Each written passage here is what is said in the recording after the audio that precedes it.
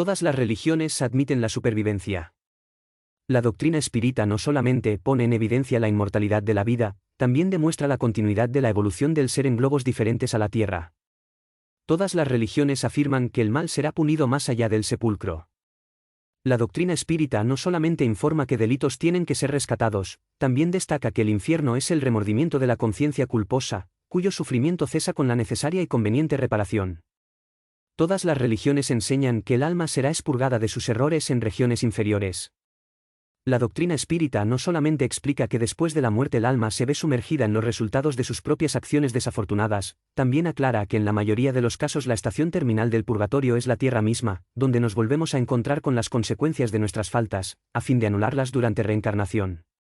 Todas las religiones se refieren al cielo como una morada de alegría perenne. La doctrina espírita no solamente muestra que el cielo existe como felicidad suprema en el espíritu que se le ha sublimado, también elucida que los héroes de la virtud no permanecen inmóviles en paraísos estancos, sino que como están más elevados en la jerarquía moral, retornan para socorrer a sus hermanos de la humanidad que todavía está situados en la sombra. Todas las religiones exaltan el amparo de la providencia divina a las almas necesitadas. La doctrina espírita no solamente confirma que el amor infinito de Dios abraza a todas las criaturas, también advierte que cada uno de nosotros habrá de recibir individualmente, aquí o en el más allá, de acuerdo con nuestras propias obras. En realidad, los espíritas no pueden temer a la muerte, que habrá de sobrevenir dentro de las pautas de los designios superiores.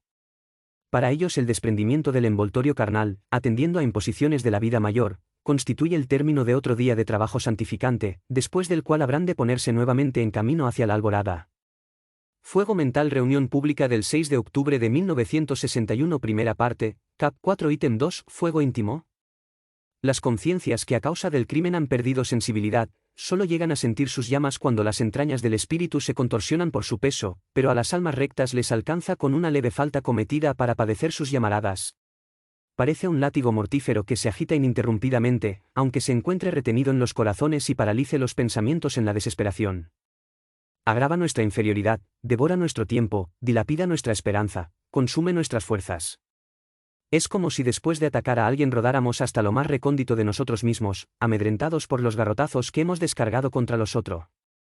El remordimiento es ese fuego mental que consume la existencia en un suplicio invisible.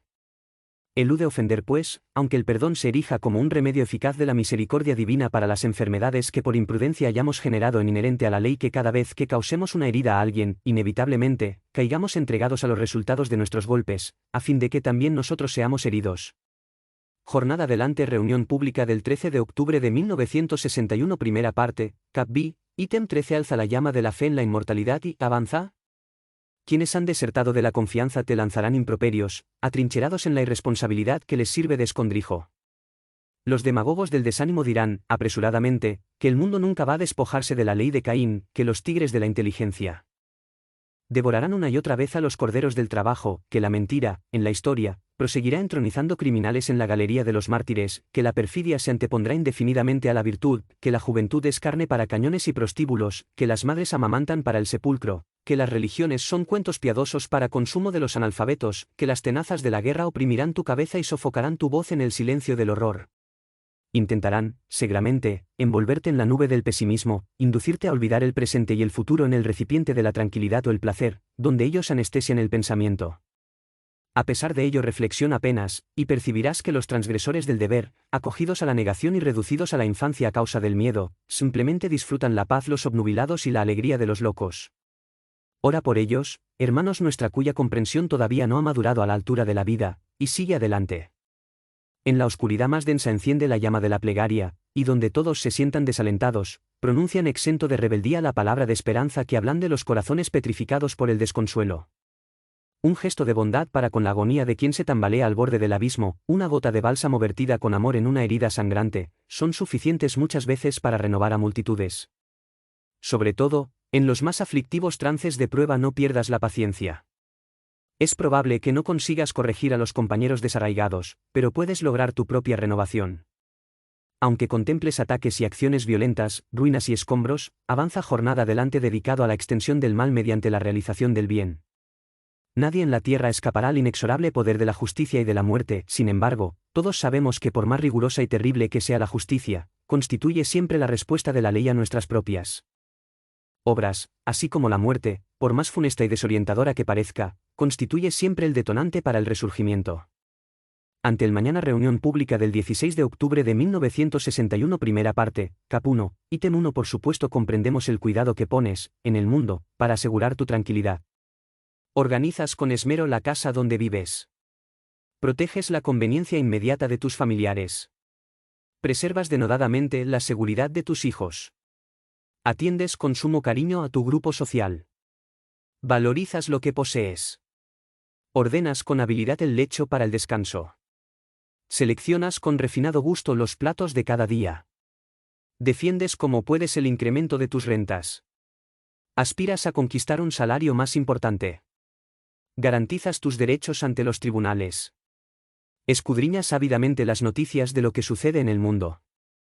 Sabes conseguir con puntualidad y respeto los servicios del médico, al igual que la utilidad del dentista. Fijas hora con el peluquero. Eliges con dedicación el filme que más te agrada. Adoptas la moda, aunque con simplicidad y moderación, como quien obedece al influjo de un ritual. Cuestionas los sucesos políticos. Discutes con vehemencia lo relativo a los servicios públicos. Intentas de manera instintiva influir en las opiniones y en las personas.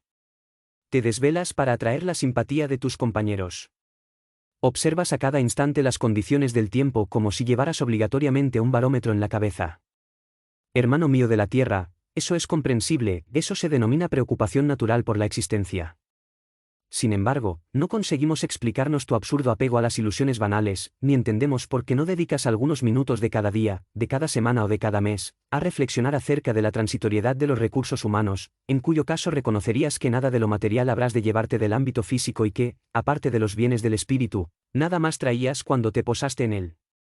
Aún así, no te invitamos a concentrarte en la idea obcecada de la muerte. Porque la muerte siempre es una fase diferente de la vida. Deseamos tan solo destacar que cualquiera sea su convicción, ninguno escapará del porvenir. Dijo el Cristo, caminad mientras tengáis luz. Eso significa que es preciso aprovechar la luz del mundo para hacer la luz dentro de nosotros. Sentenciados reunión pública del 20 de octubre de 1961 primera parte, Cap 7, párrafo 31 sentenciados, sí.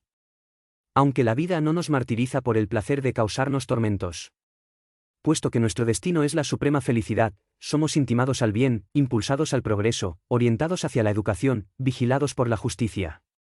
Jesús, el divino penalista, nos exhortó convincente, no perdones 7, sino 70 veces 7. Porque el mal expresa un grave desequilibrio en quien lo practica. Si lo comparamos con los males del cuerpo, el dolor moral por haber herido a alguien es un absceso que requiere el drenaje adecuado, el vicio es la fístula corrosiva que aguarda la extirpación de la causa que la produce, la delincuencia es un tumor de índole maligna que compromete la estructura orgánica como presagio de muerte. Comulgar con la rebeldía y la venganza sería exponer la propia sangre a infecciones peligrosas, o bien penetrar voluntariamente en las zonas destructivas de la enfermedad. La tolerancia y el perdón constituyen, por lo tanto, profilaxis e inmunidad infalibles. Dice Allan Kardec, las penas que el espíritu experimenta en la vida espiritual se suman a las de la vida corpórea y son consecuencia de las imperfecciones del hombre, de sus pasiones, del mal uso de sus facultades y de la expiación de faltas del presente como así también del pasado. Esparce entonces las vibraciones confortantes de la plegaria sobre quienes han caído en el lucro del mal. El calumniador está sentenciado a reprimir su propia lengua, el desertor está sentenciado a la frustración que determinó para sí mismo, el ingrato está sentenciado al arrepentimiento tardío, el ofensor está sentenciado al estigma de la conciencia, el criminal está sentenciado a cargar consigo el padecimiento de sus propias víctimas. Además, cada cuenta demanda un rescate proporcional a las deudas contraídas, con el agregado del remordimiento por la quiebra. Por lo tanto, en relación con el hermano que te golpea, refúgiate en el silencio y olvida por completo el mal. No es necesario que recomiendes que se lo castigue de tal o cual manera ante la baranda de un tribunal, porque el más importante sistema de punición ya está en funcionamiento dentro del Falibilidad Reunión Pública 23 de octubre de 1961 primera parte, Cap 9, ítem 12 ante la devastación del mal, presta apoyo al trabajo cuyo objetivo sea el retorno al bien. Hasta que el espíritu llegue a integrarse con el infinito amor y con la sabiduría suprema, en círculos de manifestación que por el momento escapan a nuestra capacidad de razonar, resulta comprensible la falibilidad dentro del campo individual, tanto como es natural el error en el aprendiz que hace su experiencia en la escuela. La educación no forma autómatas. El orden universal no crea fantoches. Donde se haya producido un desastre contribuye a la reparación. Pon en movimiento las energías que dispones para subsanar los desequilibrios, en vez de consumir la acción, el verbo, la actitud y el tiempo, al escribir con veneno la nota infame de la censura. Registraste percances calamitosos relacionados con delitos que los tribunales terrestres no tienen capacidad para prever o resarcir. Viste cómo hombres y mujeres rodeados del aprecio público, aniquilaron existencias preciosas y derramaron la sangre de corazones queridos en forma de lágrimas. Descubriste a ciudadanos pudientes y aparentemente felices que humillaron a sus propios padres y los redujeron a la extrema pobreza, al precio de documentos espurios. Notaste cómo personas melosas y sonrientes indujeron a otras al suicidio y al crimen, sin que nadie las detuviera. Identificaste a quienes abusaron del poder y del oro y erigieron tronos sociales para sí mismos a costa del llanto que hicieron derramar, contando con el aplauso de sus mejores amigos. También conociste a verdugos de ojos dulces y palabras correctas, que escamotearon la felicidad de sus semejantes y abrieron las puertas del hospicio, o la penitenciaría, para muchos de los que les confiaron los tesoros de la convivencia, sin que por eso el mundo los importunara. Pese a ello, no necesitas enlodar sus nombres ni encender fuego en sus sendas. Todos habrán de regresar al oscuro escenario de las faltas cometidas, a lo largo de sucesivas reencarnaciones, y enfrentarán dificultades amargas en los reductos de la prueba hasta limpiar su conciencia.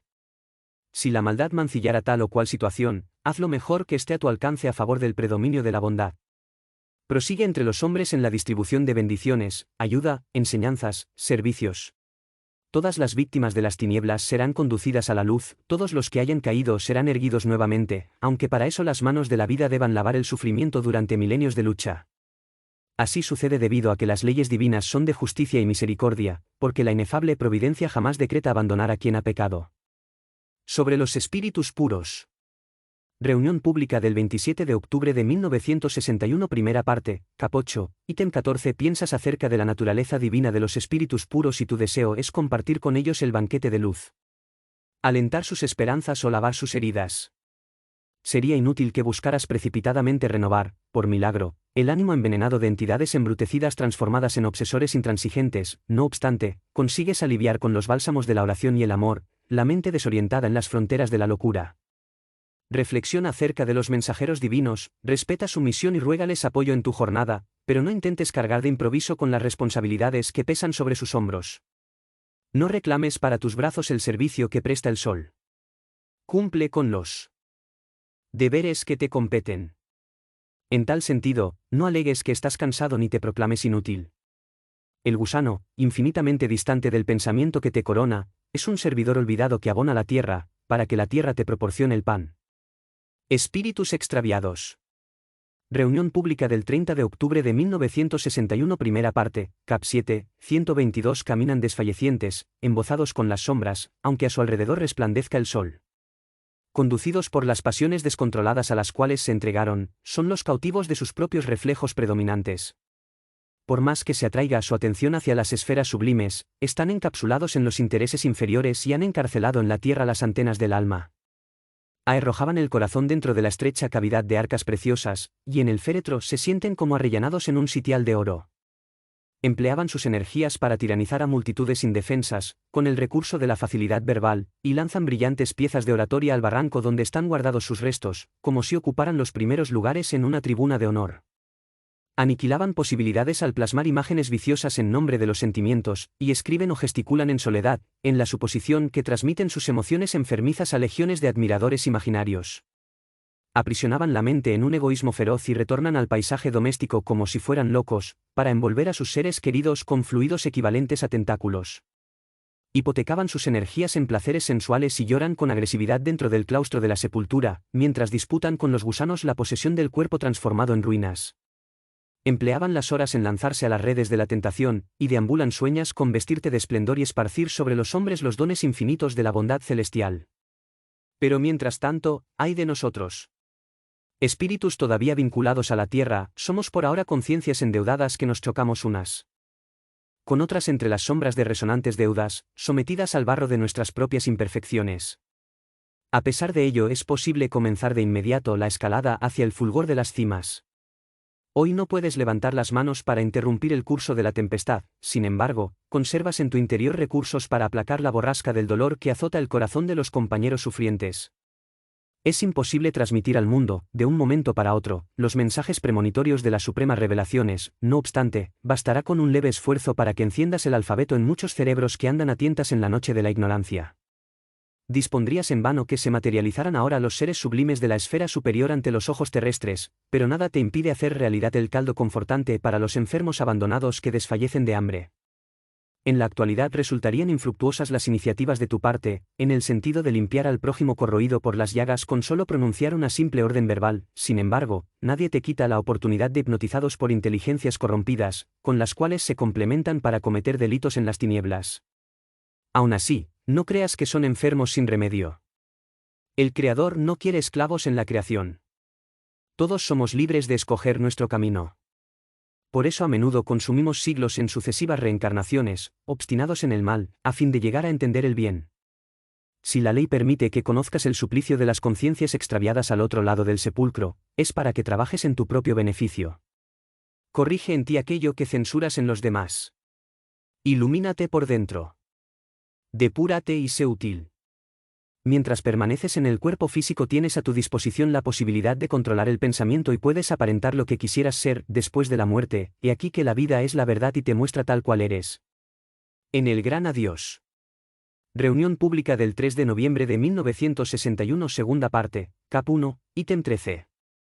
Cerraste los ojos de los seres queridos y rociaste sus rostros inertes con lágrimas que se deslizaban desde tu ternura hecha trizas, a la vez que inquirías sin palabras hacia dónde se dirigían en el gran silencio. Les dijiste adiós mientras en vano procurabas entibiar sus manos frías que con las últimas energías se entregaban a las tuyas, y pegaste el oído atento a sus pechos tiesos, con el propósito de indagar a los corazones postrados la razón por la cual habían dejado de latir.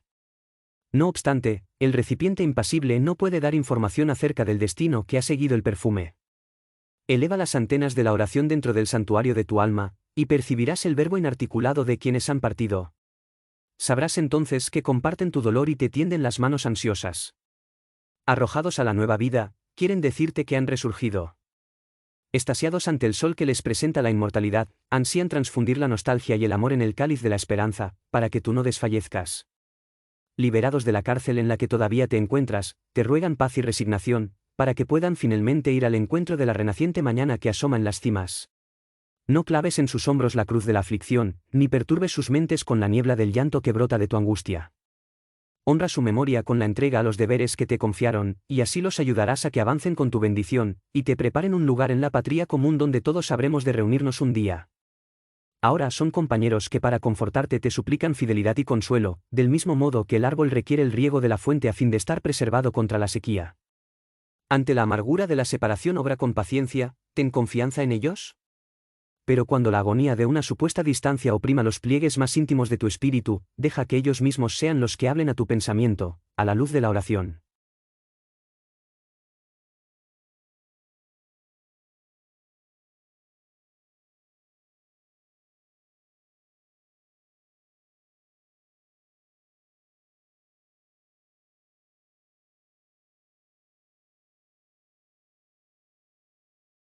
Y reparación. En todas las circunstancias el servicio es un antídoto para el mal. Caíste en una trama de terribles engaños y desandaste camino mientras aspirabas a la rehabilitación. No desperdicies la riqueza de las horas en acopio de lamentaciones. Levántate y sirve en los lugares donde esparciste la sombra de tus propios errores, y con humildad te granjearás un infalible apoyo en beneficio de tu recuperación. Arrostras graves problemas en la vida particular, libérate del fardo inútil de la aflicción improductiva. Reanímate y sirve dentro del marco de las pruebas en que estás ubicado y tu acción diligente hará las veces de una tutora prestigiosa, que te abrirá la senda de la colaboración fraternal. Padeces por tu ubicación sombría en el edificio social. Prosigue inmune al microbio de la envidia.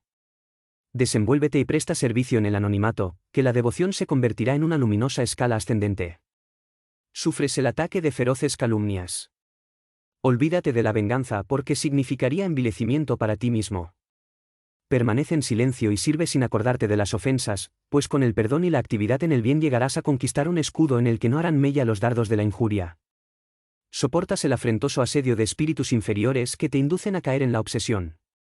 Abstente de la queja infructuosa. Resiste y sirve dedicado al socorro de quienes lloran en medio de dificultades mayúsculas, y descubrirás con sorpresa que la beneficencia es un acceso a la simpatía y la renovación de tus propios adversarios.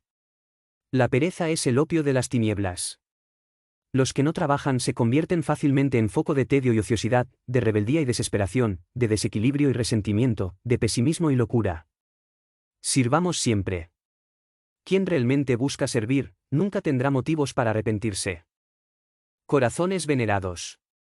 Reunión pública del 10 de noviembre de 1961, primera parte, Cap 11, ítem 12.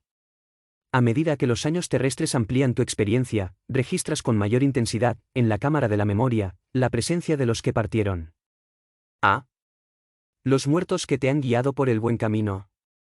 Ellos son las voces del pasado que llegan claramente a tu corazón. Te recuerdan la cuna perdida junto con las canciones maternas que te arrullaban para el reposo, las enseñanzas del hogar que protegían tu niñez, el cariño de tus hermanos a los que besabas con la alegría transparente de la infancia, la sonrisa de los mayores que te bendecían al orar. Te hablan de los pasos vacilantes de la edad tierna, de los primeros garabatos que trazaste en la escuela, de los afectos de la juventud, de los lazos inolvidables de los que te despediste con llanto en la hora suprema. Pero no te rindas a la desesperación aun cuando el frío de la ausencia parezca constituir la única respuesta de la vida a los anhelos que fluyen de tu inquietud. Deja que la plegaria convierta el espinar de la nostalgia en un jardín de esperanza, porque ellos, los corazones venerados que te han precedido en el portal de la sombra, te aguardan jubilosos en el inmenso país de la luz. Sin embargo, para compartir su banquete de paz y amor, es necesario que recorras la senda del trabajo y abnegación que abrieron para tus pies. Abraza el ejemplo de sacrificio con que iluminaron entendimiento, pídeles que inspiren tu marcha. Sobre todo, no temas el avance de las horas. El tiempo que trae el invierno ceniciento y melancólico es el mismo que enciende los fulgores y ostenta las flores de la primavera. La existencia en el plano físico es comparable a la travesía por un inmenso mar. El cuerpo es la embarcación. La muerte es el puerto de acceso a lides renovadoras. Todo lo que haces va delante de ti y te espera más allá, en la estación de destino. Vive entonces para realizar lo mejor que pudieres, pues consagrado al bien. No evitarás por cierto el paso de la noche, pero aquellos que un día te condujeron al bien serán para ti nuevas luces en el instante de la alborada. Experiencia religiosa. Reunión pública del 13 de noviembre de 1961, primera parte, Cap. 1, ítem 4. Deploramos las calamidades cuya naciente es el materialismo e insistimos en el retorno a la fe religiosa, para que la responsabilidad sea colocada en el lugar apropiado. Resaltamos la excelencia de la virtud, trazamos un rumbo a la vida heroica, organizamos cruzadas para revalorizar la moral y recomendamos el resurgimiento de las tradiciones. No obstante, es forzoso reconocer que no se puede prescindir de la acción cuando de definir la función se trata. Es una contradicción recomendar una carretera avanzar por otra. Cada escuela constituye un centro de inducción. Se gradúan ingenieros en disciplinas en las que otros ingenieros ya son instructores. Se preparan mecánicos para un trabajo en el cual otros mecánicos han llegado a ser eximios. El invento requiere uso, la teoría necesita demostración. Así también sucede con la experiencia religiosa.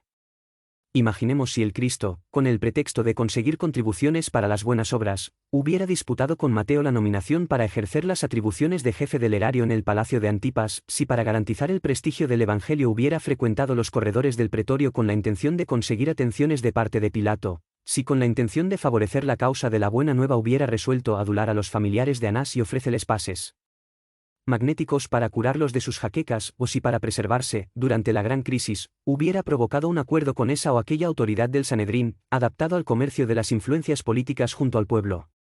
Por el contrario, lo vemos a cada paso coherente consigo mismo.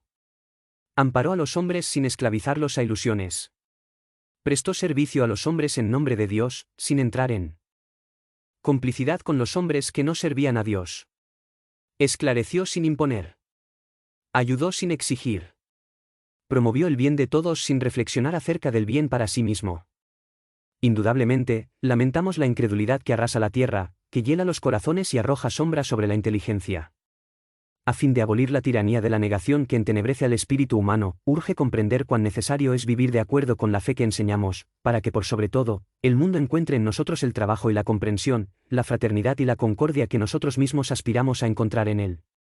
Contrasentidos. Reunión pública del 17 de noviembre de 1961, primera parte, Cap. ítem 2. Cuando la gota consideró que podía ser comparada con una gema valiosa, en medio del follaje primaveral, insultó al río en el cual se había formado: «Sal de delante, monstruo del suelo». Cuando en relación con el firmamento el tronco se sintió un gigante, blasfemó contra su propia raíz: «No me ensucies los pies». Cuando la vasija pasó por delante de la alfarería donde había nacido, gritó con rebeldía: «No soporto ese lodo». Cuando el oro se habituó al palacio, indagó a la tierra que lo había producido: «¿Qué haces ahí, barro innoble?». Cuando la seda brilló en la pompa de la fiesta, dijo a la oruga que le dio la existencia: «No te conozco, larva insignificante». Cuando la perla resplandeció soberana, exigió a la ostra donde se había criado: «No te quedes a mi lado». Cuando el arco iris descubrió la admiración del pintor, acusó al sol del que estaba hecho: «No me robes la luz». El hombre insensato copia estos contrasentidos figurados de la naturaleza, y cuando se yergue sobre el pedestal del orgullo por los abusos de la inteligencia, suele mofarse de sí mismo y afirma jactancioso: «La vida es polvareda, es nada, y Dios es una ilusión». Creencias. Reunión pública del 20 de noviembre de 1961, primera parte, Cap B, ítem 23. Declara Allan Kardec: «La creencia es un acto de índole intelectual que, precisamente por eso, no puede ser impuesta». Nos permitimos agregar que eso se debe a que cada conciencia cultiva la fe según el escalón evolutivo donde se encuentra, o de conformidad con la posición en que circunstancialmente vive. No sería justo ejercer violencia en el cerebro de un niño, con el peso de indagaciones filosóficas, por el simple hecho que no admitamos sus convicciones infantiles. Resulta imperioso escucharlo pacientemente y encauzar sus razonamientos hacia los objetivos sustentados por la lógica. Constituye una crueldad la censura al náufrago que, aferrado a una tabla enlodada, no puede provisoriamente compartir con nosotros la confortable embarcación. En lugar de eso, es forzoso que le prestemos colaboración fraterna. Los excesos dogmáticos, los lances de fanatismo, las opiniones prepotentes, las medidas de intolerancia y las injurias teológicas pueden en la actualidad ser consideradas enfermedades de las instituciones humanas, destinadas a desaparecer por obra de la terapia silenciosa de la evolución y del tiempo, aunque para nosotros, los espíritas cristianos encarnados y desencarnados, constituyen constantes desafíos en el sentido de un servicio más amplio en la siembra de la luz. Sabemos que el individuo consciente es responsable de su destino, que la ley que funciona en cada espíritu atribuye tal o cual cosa a cada uno, de acuerdo con las respectivas obras, que Dios es el infinito amor y la justicia perfecta, y que las potencias del universo no alimentan los favoritismos.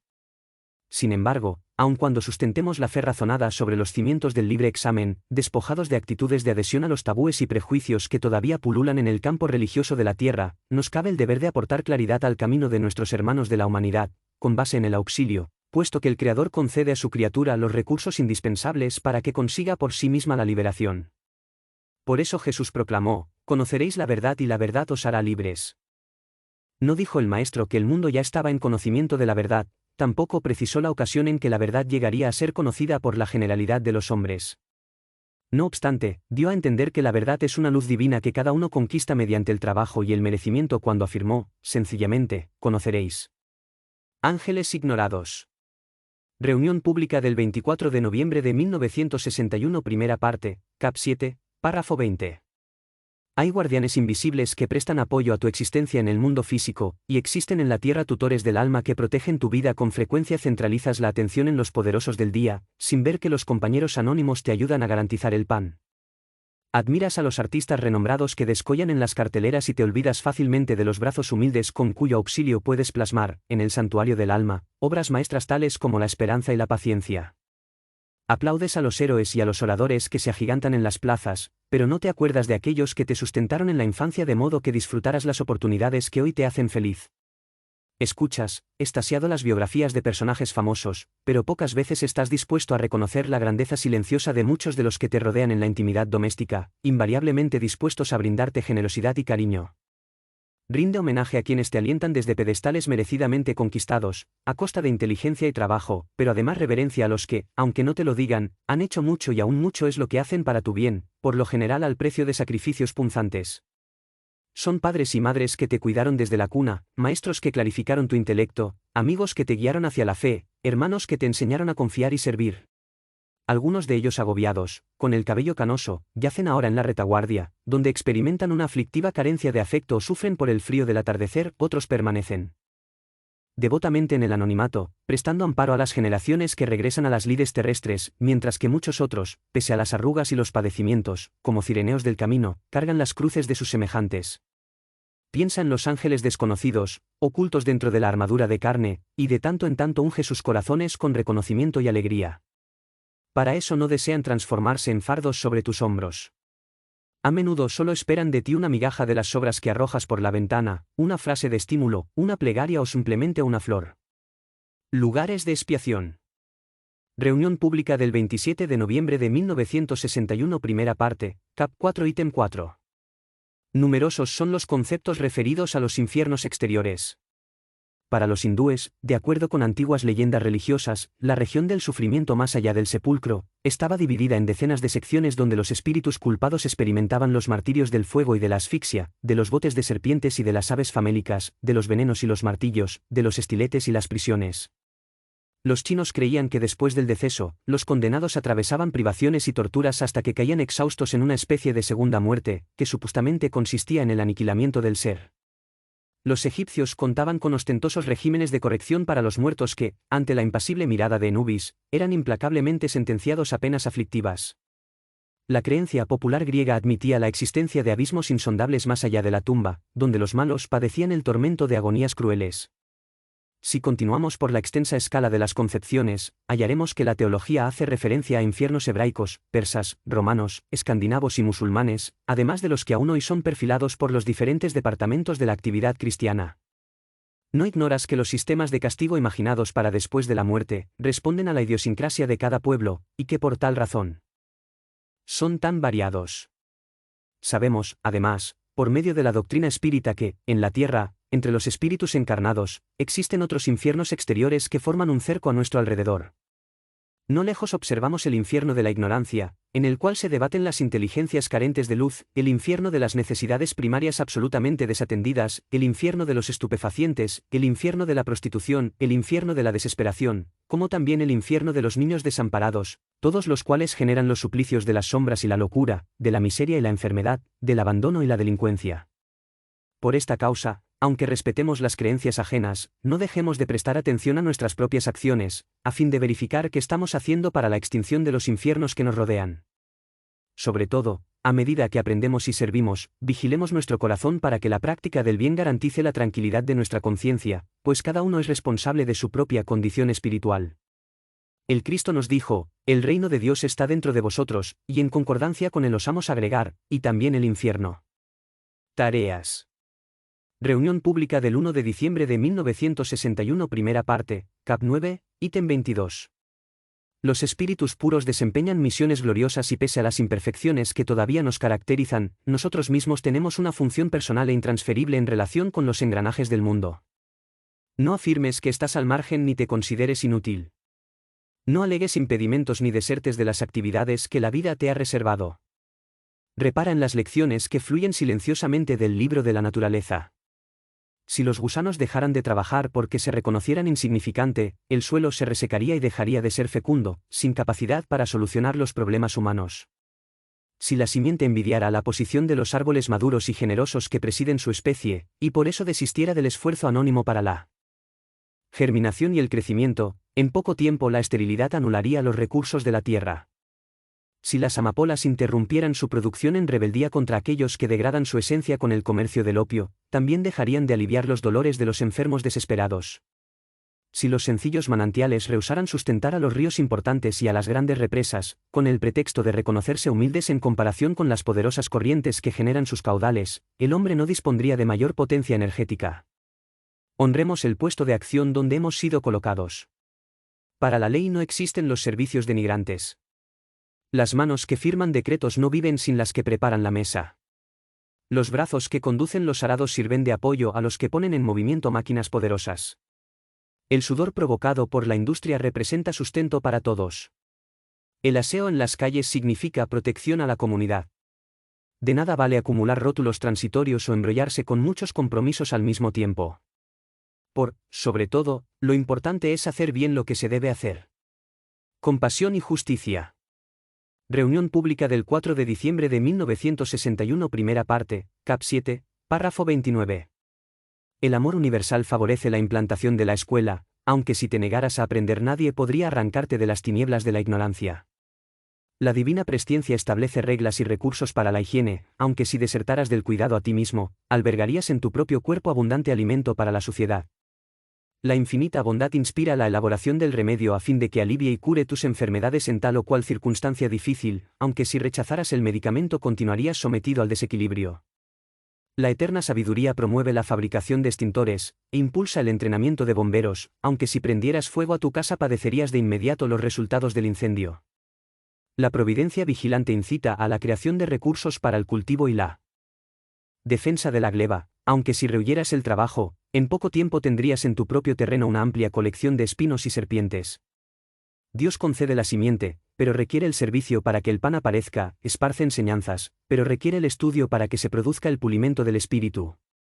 No trates de engañarte a ti mismo, en espera de compasión exenta de justicia. Toma en cuenta los fenómenos de la existencia y notarás que la vida te concede guías e instructores, rutas y máquinas, pero te exige que pienses con tu propia cabeza y que camines con tus propios pies. Allan Kardec afirma, por cierto, la misericordia de Dios es infinita pero no ciega.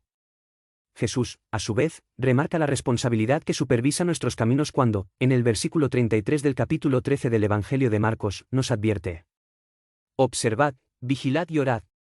Reparemos en que el llamado a la prudencia no incluye simplemente el vigilad y el orad, sino que comienza objetivamente por una orden categórica: observad. A la luz de la justicia. Reunión pública del 8 de diciembre de 1961, primera parte, cap 7, párrafo 21. La justicia humana, aunque respetable, a menudo juzga los hechos que considera punibles por los postreros efectos superficiales, mientras que la justicia divina analiza los acontecimientos a partir de los mínimos impulsos que los desencadenaron.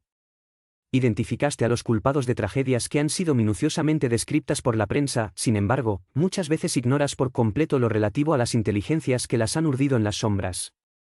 Viste cómo padres y madres, en apariencia felices vigorosos, se derrumbaban a consecuencia de la desencarnación prematura, minados por sufrimientos indefinibles, pero no llegaste a divisar a los hijos inconsecuentes que consumieron sus energías. Tomaste nota de compañeros que desertaron de la edificación espiritual y además los censuraste, porque cayeron en el desaliento y volvieron sobre sus pasos, pero no percibiste a los amigos frívolos que devastaron su tierna sementera de luz con observaciones escarnecedoras. Reprobaste a los que se rindieron a la perturbación y la locura, te causa extrañeza su aparente debilidad, a pesar de ello no alcanzaste a conocer a los risueños verdugos del ámbito social y doméstico que los inscribieron en el registro del manicomio. No solo acusaste a los hermanos que cayeron en la desdicha y el quebranto, también los clasificaste en la lista de los perversos, no obstante, ni siquiera reparaste en la presencia de quienes los sitiaron en el callejón de las aflicciones que no tienen remedio. No queremos con esto consagrar el régimen de la irresponsabilidad. En el universo respiramos ante la luz de la justicia. Como es natural, el autor de una falta deberá responder por ella. En los tribunales de la inmortalidad, cada espíritu deudor rescata sus propias cuentas. Sin embargo, en todas las circunstancias sembremos el bien, esparzamos el bien, sustentemos el bien y cooperemos con el bien, puesto que nuestras acciones provocan en los otros acciones semejantes, y si quien practica el mal merece una sanción, quien conscientemente organiza el mal sufrirá una sanción mayor. Evolución y libre albedrío. Reunión pública del 11 de diciembre de 1961, primera parte, cap 1, ítem 5. Porque existen dolores necesarios para la sublimación de la vida, hay quienes se refugian en la faja de la negación. Hoy mismo muchos son los científicos y los religiosos que, obstinados en absurdas afirmaciones, parecieran interesados en anteponerse al mismo Dios. Gigantes del razonamiento construyen máquinas con las cuales embisten el espacio cósmico en arriesgados desafíos, para afirmar que la vida es la materia supustamente omnipotente, mientras que miles de pregoneros de la fe establecen cadenas teológicas con la intención de sujetar la mente humana al poste del fanatismo. Dentro de esa área conflictiva, el hombre padece impacto de incesantes crisis morales. No te enmarañes en ese laberinto. El mundo fue creado, pero todavía no está acabado. De un extremo al otro de la Tierra, la candente forja la evolución se estremece. Los problemas resueltos abren campo a nuevos problemas. Los horizontes extensos despliegan horizontes aún más amplios. En la arena de la lucha mayor, el espíritu es la obra maestra del universo sometida a un arduo proceso de cinceladura. El Creador no vive afuera de la creación. La criatura humana, todavía infinitamente distante de la luz plena, puede ser comparada con el aprendiz limitado a la ejercitación de la escuela. cada civilización constituye un primoroso curso de experiencias, y según determina la justicia, cada individualidad debe erigir la estructura de su propia grandeza. Cuando analicemos el libre albedrío que la divina ley nos faculta, tengamos presente que, imperfectos como somos, no podemos hurtarnos impunemente, los unos a los otros, la libertad de conocer ni la libertad de obrar. Como padres responsables, no encerramos a los hijos en urnas de afecto exclusivo con la excusa del amor. Como maestros honestos, no tomamos el lugar del discípulo para ofrecerle privilegios rotulados como ternura. Como médicos competentes, no eximimos al enfermo de los riesgosos procesos quirúrgicos con el pretexto de la compasión. Recibe al conjunto de pruebas aflictivas en que te encuentras, como la mayor oportunidad de crecimiento y elevación que la bondad infinita puede concederte por el momento. Que no te afecte el materialismo que crecerá hasta la demencia en su propio caos. Bien sabes que el hombre no es una planta que carece de raíz, ni tampoco un barco a la deriva. Quienes niegan a la causa de las causas, más allá del sepulcro habrán de reparar nuevamente la visión, el intelecto, la emotividad y los conceptos. Mientras observas a lo largo del camino la perturbación y el sufrimiento, como si se tratara de polvareda y chatarra acumulada en un prodigioso taller, conserva la serenidad y aguarda, porque a medida que adquieras conocimiento y seas útil, sentirás en ti mismo la presencia del Padre. En relación con el tiempo. Reunión pública del 15 de diciembre de 1961 primera parte, Cap 4 ítem 5. Contempla el mundo, a él regresaste a través de la reencarnación para rescatar el pasado y edificar el futuro. El sol brilla, la nube pasa, el viento sopla, la tierra está expectante, el árbol está erguido, el manantial fluye, el fruto alimenta, la flor perfuma, y todos utilizan la riqueza de las horas para servir. Del mismo modo, aprovecha tus minutos para hacerlo mejor. Perdiste nobles aspiraciones en desengaños abrumadores, no obstante, las esperanzas renacen en el corazón destrozado igual que las rosas entre las ruinas. Perdiste créditos valiosos a causa de la insolvencia pasajera que trajo aflicción a tu camino, sin embargo, el trabajo te deparará recursos multiplicados para nuevas conquistas. Perdiste felices ocasiones de prosperidad y alegría debido a la calumnia con que te hirieron, pero si cultivas la tolerancia apartarás la maledicencia en demanda de niveles más elevados. Perdiste a familiares queridos porque te abandonaron a la soledad, pese a ello habrás de recuperarlos tan pronto como consigas sazonar los frutos de la comprensión en la esfera de tu propia alma. Perdiste afectos sublimes en la frontera de la muerte, y los recuperarás el día en que sientas que tu espíritu se ha liberado, en los ámbitos de la gran luz. Perdiste dones preciosos a causa de la enfermedad que te flagela, pero tu propio cuerpo físico es un santuario que se renueva. Reflexiona acerca de qué haces con el tiempo, sírvete de él para instalar en ti la bondad, la comprensión, el discernimiento y el equilibrio, porque cada día que dejas ir, vacío e improductivo, representa un tesoro perdido que jamás podrás recuperar.